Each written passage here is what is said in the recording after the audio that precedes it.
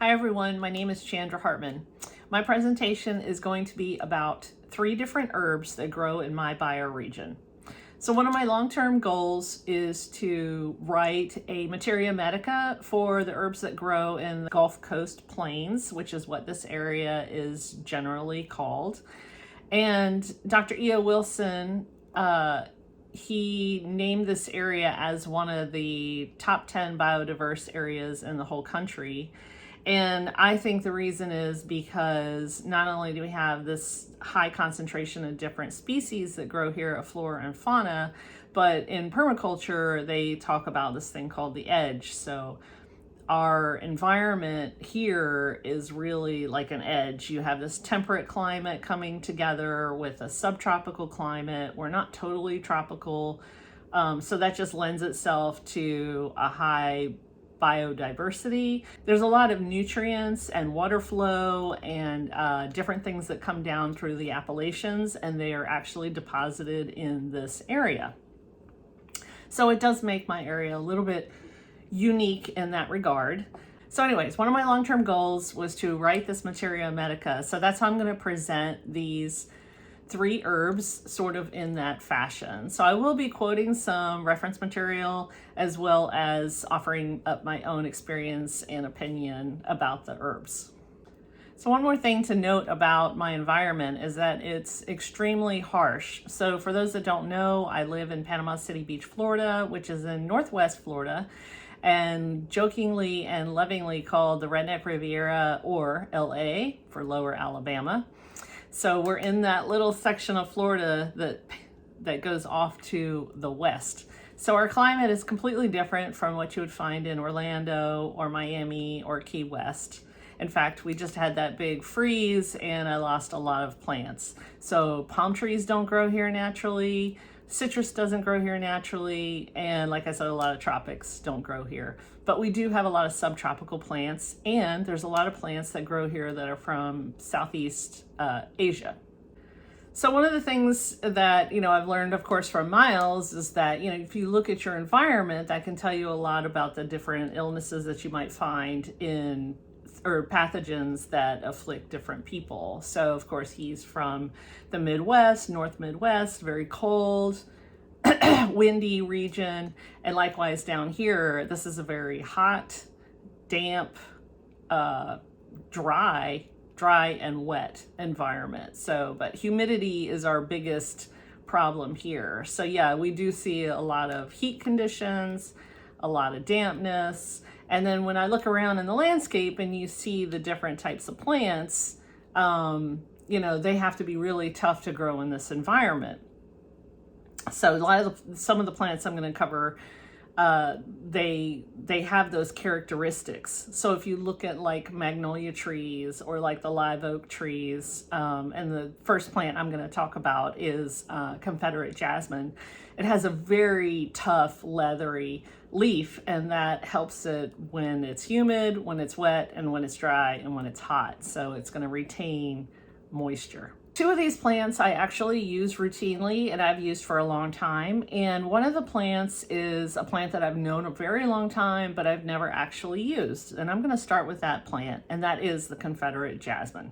So I just learned about this plant in one of Miles's HIT medicine courses, and of course I was astonished to find out about it. Its Latin name is Trachelospermum jasminoides. It's called Confederate Jasmine, it's called Star Jasmine, and then its pinyin name is Luo Shi Tang. Tang, of course, indicating that it's a vine, or that we're going to use the vine of the plant.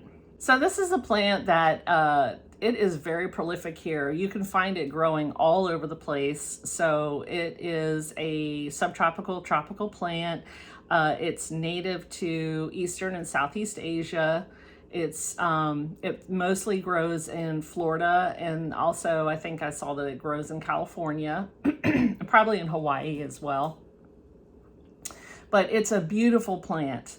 It is so fragrant. So when you have like jasmine tea, that's the flower that they use to imbue that taste and smell with. And it's intoxicating in the springtime around here because you can just smell it everywhere because people plant it all over the place. It is super tough and weedy, and it is like almost like ground ivy in that it like attaches itself with little tiny fingers, if you will, to anything and everything. When I first moved down here, I made the mistake of planting 2 of these right next to columns on a porch that I had. And before too long, the plant was literally growing inside my house because it was growing up through the siding and the floorboards, and it's very tenacious.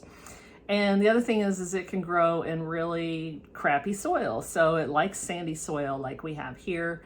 And it doesn't mind if it's in full shade or full sun. It's going to flower better if it's in full sun, but it really doesn't care. So like I mentioned before, the flowers are steam distilled or tinctured, and they're used in perfume oils and also in incense. One of the things that I learned about Confederate Jasmine when I was looking up the different like components of it is it has 6 indole alkaloids. So I'm not very, I admit I'm not very scientific, so I don't know a lot about this stuff, but I just thought this was really interesting. So one of the first alkaloids that it has is ibogaine. So, you guys probably know ibogaine has been used to treat depression as well as addiction. So I just thought that was kind of interesting that that's one of its components. So in traditional Chinese medicine, it goes to the liver. It's bitter, slightly cold. It dispels wind damp and opens the channels. Wind damp bee and spasms of the sinews, and especially hot bee. It also cools the blood, reduces swellings. So it's for hot, red, painful abscesses and other toxic sores. So that's right from American Dragon, a trusted source that we love.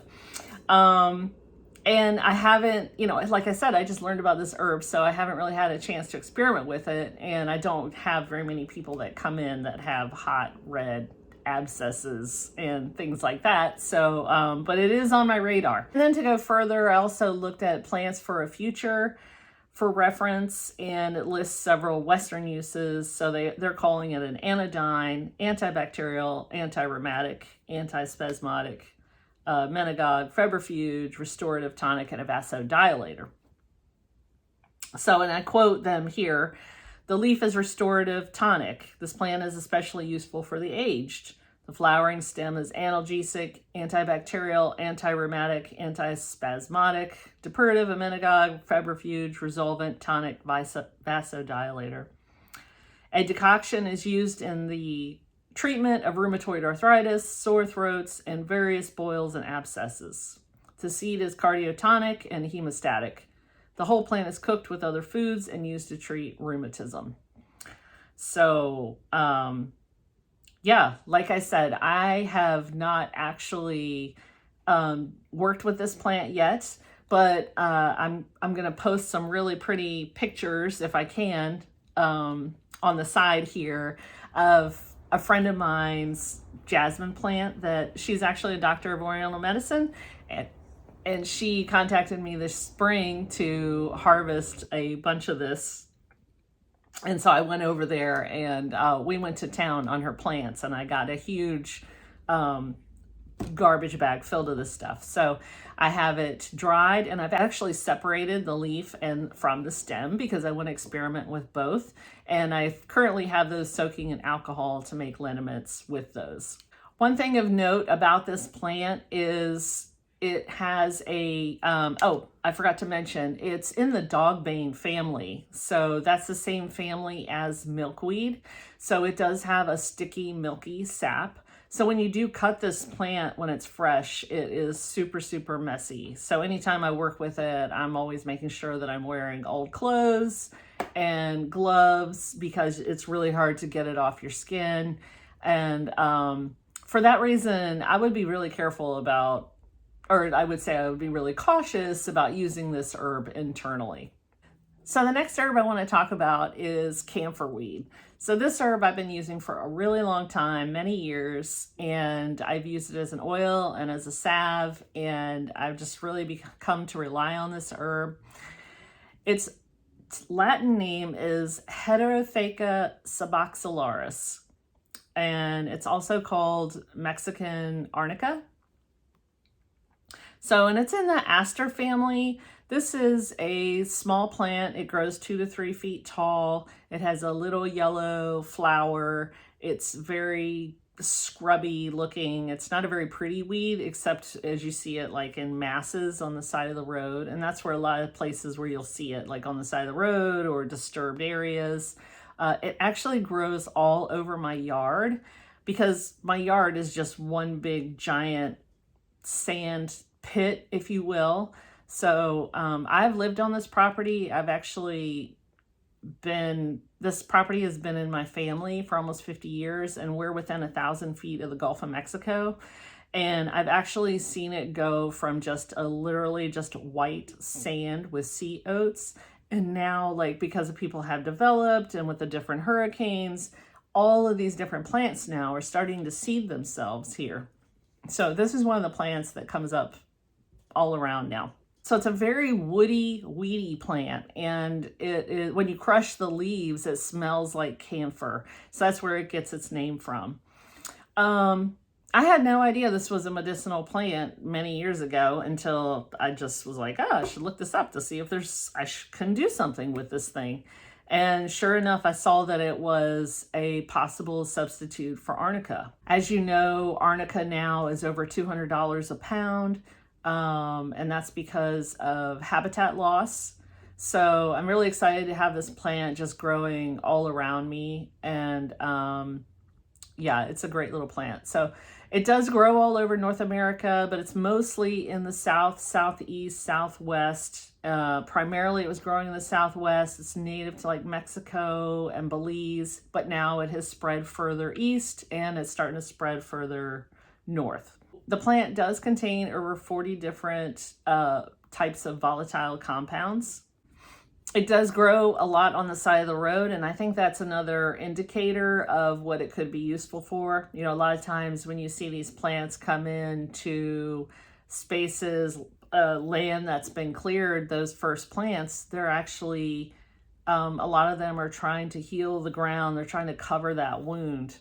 So I see a lot of these plants as very helpful, and I'm always looking at them with a keen eye, like, is this medicinal? So, and this seems to be this plant seems to fit perfectly in that category. So I'm going to read from 3 different sources because I thought this was really interesting because I wanted to find out like how closely related it really was to using arnica. And I just thought these 3 sources were interesting. So here we go. So the first source I'm going to quote is from a website I found, Phoebe Aromatics, Phibe Aromatics, and it looked to me like they are actually making their own essential oils from this, and they have a lot of firsthand experience with the herb. So I just really related to what they had to say about it. And here we go. The herb and essential oil used topically inhibit inflammatory mediators such as histamine and act as a tissue sedative. Applied to an injury, the reduction of swelling, bruising, hardening, and pain can be remarkable. In the traditional Mexican pharmacopoeia, liniments and salves are used for sprains, dislocations, hyperextensions, and can also help resolve old injuries with lingering edema. So on this website, they're using this plant internally and externally. I have never used it internally, but after reading some more about it, I'm actually kind of encouraged to try to do so. So the next thing I'm going to quote supposedly comes from Michael Moore's book, Medicinal Plants of the Desert and Canyon West. Unfortunately, I don't have any books from the Southwest, so I can't confirm. This is just something I pulled off the internet, so, you know, it is what it is. Medicinal uses. When collecting, take the whole flowering plant and let it dry in a paper bag. This is what I do. It will retain its properties for at least a year. You can make a tincture of the plant at 1 part dried plant to 5 parts of 60% alcohol. The plant as a tea or tincture is antiseptic, antifungal, and can be used prior to bandaging or dressing a moderate abrasion, scrape, or cut. For arthritis, it doesn't work as well as arnica, but it does work. It also grows at a much lower altitude than arnica. It too can be made into a salve using Vaseline and low heat. And like arnica, it is for pain on movement. Okay, so pain on movement, that indicates to me that it's probably for chi stagnation. But I read contradictory things about this. So the next thing that I'm going to quote is a passage from Medicinal Plants of the American Southwest by Charles Kane. There are qualitative differences in how to properly use camphorweed versus true arnica, Arnica montana. Camphorweed is a tissue sedative, lessening the reactive process that brings about inflammation. Arnica actually heightens the body's response locally by increasing white blood cell activity. This is why conventional herbal wisdom calls for arnica to be applied when it hurts to move, not when it hurts to be still. So use arnica when the condition is subacute or chronic, and when there is acute pain, inversely use camphorweed when the injury is acute and painful, particularly if the pain does not stop when the injured part is at rest. So that tells me that you would use the camphorweed for blood stagnation. So we have two contradictory things here. Now I'm just going to tell you a little about my personal experience. To tell you the truth, I don't really care. I'm going to use it as a sub for arnica because I'm not going to pay for that and put more pressure on that plant species. And I have this plant available to me. So if it works, it's definitely working for me, and I'm going to continue using it. So I make it into an oil and a salve. So I have used it by itself, but I also use it in conjunction with some other herbs. And I would say that the properties are definitely analgesic, anti-inflammatory, resolves damp. It's a blood mover, opens the channels. I have used this on bruises. I've used it on painful swellings, contusions, soft tissue injuries, as well as chronic back pain. And I've had consistent relief. And I do have several clients of mine that use the salve that I make from this and found that they claim that it was one of the only things they found that worked for their chronic pain. So that is camphorweed. So the next plant that I want to talk about is Spanish needle. It's also called in Latin Bidens alba or Bidens pilosa. And the common names are beggar's tick as well as pitchfork weed. And this is a plant that I've used for many years in my apothecary. I keep it in my emergency kit as well. This plant is native to Florida, and it grows mostly in subtropical, tropical regions, although it does reach a little bit further north, I believe. It's in the aster family. It grows about 36 inches tall, and it has a cute little white flower with 4 to 5 petals on it. The leaves are very tender. It grows year round, and the flower, after it flowers, it forms a seed head on it that has little seeds that look like wild rice, if you will, or little tiny black needles, about a 1/2 inch long. So that's where it gets its name, Spanish needle, but it's not sharp at all. It just sticks to your clothes. So it's a lot like burdock. So Spanish needle is usually considered a nuisance weed here in Florida because it just pops up all over the place. It's another one of these herbs that I feel like it grows in disturbed areas, and you can just find it just popping up in cracks in the sidewalks, and it seeds itself all over the place.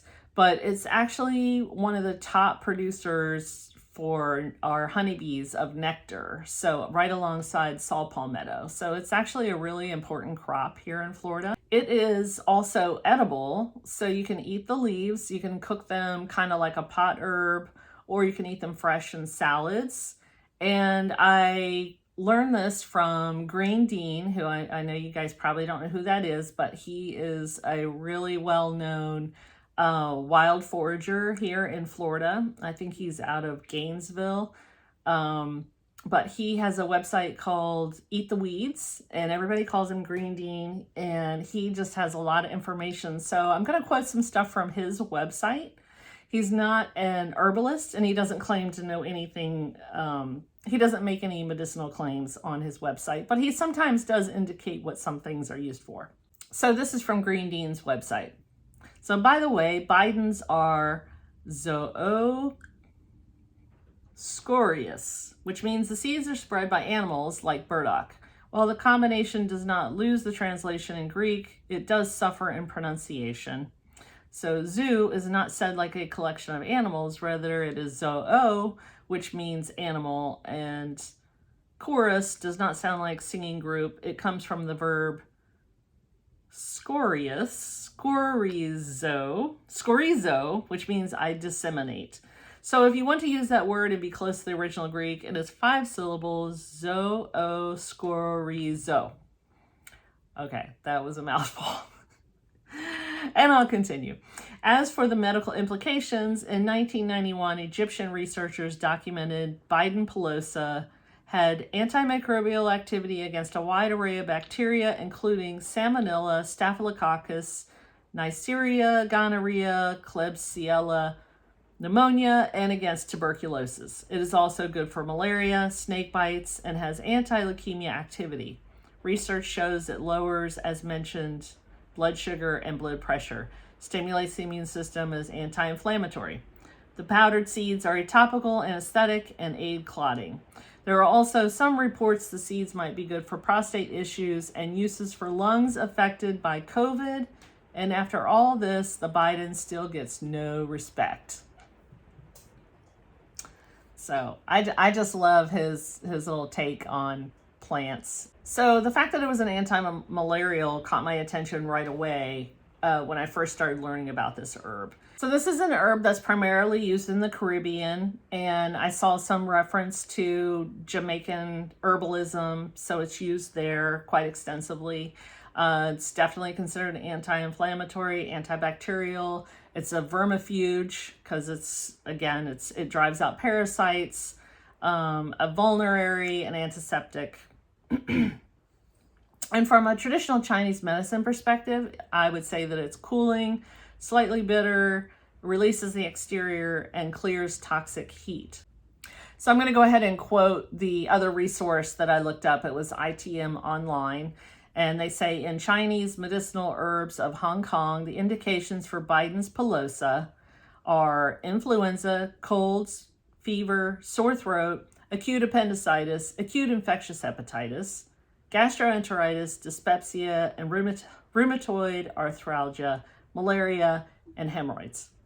So to me, this has a very strong clearing toxic heat quality. So now I'm just going to share my personal experience with this herb. So when I first found out about it, I was like, this is great. This is perfect. You know, I'm in Florida. It's hot. It's damp. These are going to be the types of things that I'm going to be dealing with.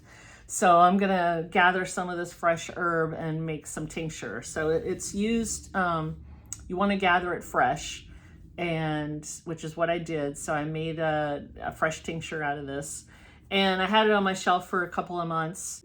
Then this is going to be a personal story.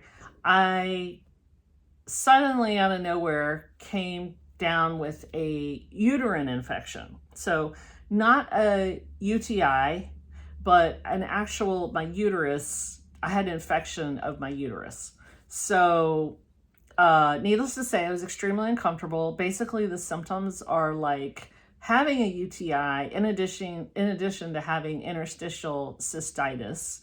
You can think about all the just heat signs, and because of that, I couldn't sleep at night, and I was having delirium, as well as in my lower jowl, it was just swollen all the time and hard. So extremely uncomfortable, and to the point where I was just really starting to feel like I was getting desperate. So I went to the doctor and I had all these tests done because I was convinced that I was going to die of some type of horrible cancer. All the tests came back fine, and they could not determine where this infection came from. So they basically just started me on a round of doxycycline. I was happy to comply, and I took my antibiotics religiously because I was so desperate to relieve myself of these symptoms. And after 10 days, after I finished my antibiotics, like nothing had changed. At the same time, I was also taking a probiotic, Saccharomyces, because of course I did not want to completely destroy the flora in my gut. And then the doctor just handed me another subscription for another round of doxycycline. And after about 2 more days, I was like, okay, I've had enough of this. And I decided, like, I am going to try the Spanish needle tincture. So I started taking it a teaspoon at a time every 2 to 3 hours. And the first few teaspoons full go down just fine. But let me just describe what this tincture looks like. It is a vibrant, rich green color. So after several teaspoonfuls of this, it starts to get really hard to take. The reason I wanted to share this as a personal story is because I don't know that anybody else would actually comply if I told them to take this herb the way that I did. So anyways, I just kept taking it, and I had just started at East West, so I had no idea about any other types of Chinese herbs that I could have been taking. So I was just taking this.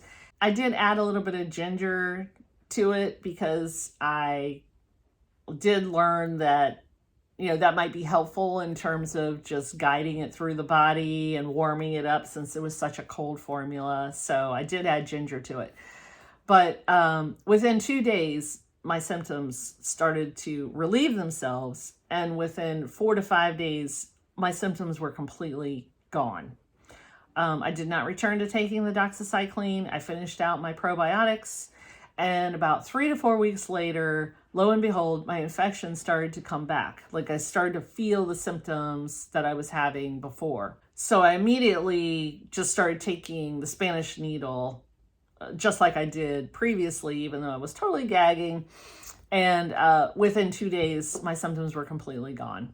So that's my personal story with Spanish needle. And just one other quick anecdotal story. So I keep this on my shelf at my apothecary. And I have one of my regular clients. She's always coming in. She's a family herbalist, so she comes in all the time and we talk about herbs. And so one time she came in and her father was in the hospital and he had an infection. I have no idea what kind of infection it was, but they weren't going to release him until, of course, the infection cleared, and they were not having any luck with the antibiotics they were giving him.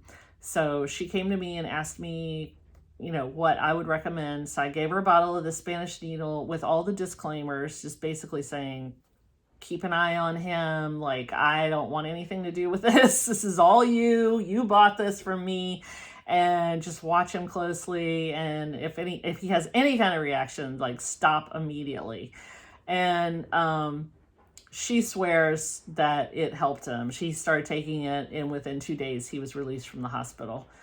They also banned her from the hospital because they found the bottle of Spanish needle that she had been giving him, and the doctors were really upset with her and told her not to come back. So anyway, this is a staple that I keep in my first aid kit. I hope you've enjoyed this little review of the 3 herbs that I've covered. Let's see, there was Confederate Jasmine, Camphorweed, and Spanish needle. These are some of my favorites. I hope some of these are new to you, and I hope you've learned something. So enjoy. Thank you.